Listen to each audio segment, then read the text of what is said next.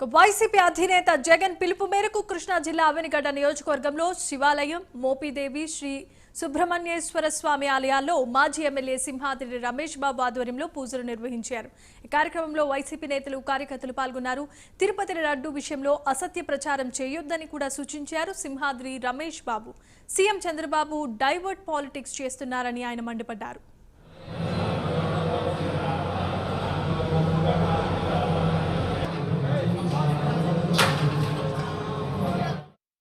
ఏమో బాగానే ఉన్నాయి, వాడామని చెప్పారు. రెండోది బాగోలేదు కనుక ఈ టెస్టులు చేసి రిజెక్ట్ చేసి ఉన్నారు. చంద్రబాబు నాయుడు గారు ఏకంగా ప్రెస్ ముందుకు వచ్చి దాంట్లో జంతు ఫ్యాట్ ఉంది అని చెప్పాడు.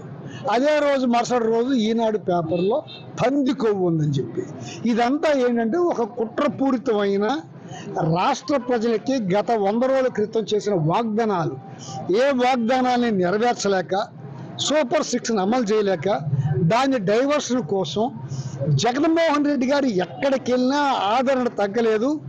జనం తండోపతండాలుగా వస్తున్నారు. ఇది ఇట్లాగే ఉంటే ఇబ్బంది, జగన్మోహన్ రెడ్డి గారిని రాజకీయాల్లోనే లేకోకుండా చేద్దామని ఒక కుట్రపూరితమైన ఒక అబద్ధపు ప్రచారాన్ని తీసుకొచ్చి జగన్మోహన్ రెడ్డి గారి మీద అబాండ వేశారు.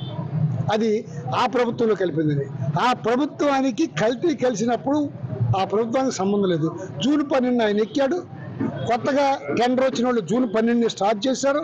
జూన్ 12, 21, 20 తారీఖులో వచ్చిన ట్యాంకర్లు పాస్ చేశారు.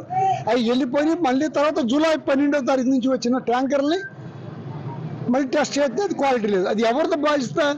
ఇది వాళ్ళు